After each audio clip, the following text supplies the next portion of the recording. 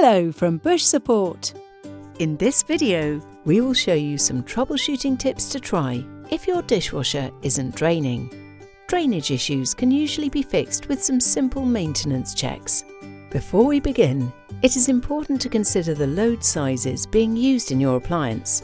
If the main unit is being overloaded or the spray arms have been blocked, it can halt the draining process. Check the user manual for any load recommendations. Next, check the filter for any blockages. Turn the filter anti-clockwise and pull it away from the dishwasher. Remove the coarse filter and rinse both parts under running water to remove any dirt and debris. Reinsert the coarse filter and turn the filter clockwise to lock it into place. Then, check the outlet pipe for any blockages, kinks or bends. Inspect the outlet pipe for any obvious bends.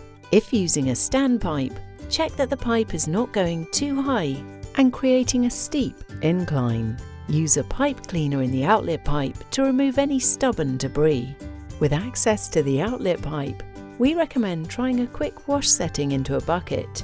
Disconnect the outlet pipe from under the sink and place the end of the pipe into a bucket, ensuring there are no bends. Then, plug the appliance back in and run a quick wash.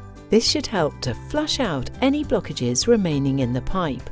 Finally, we recommend performing a power reset to reboot the dishwasher. Unplug the appliance from the socket and hold down the Start/Pause button for 10 seconds. Wait another 30 seconds and then plug it back in. Once all these steps have been carried out, it's time to try the appliance again.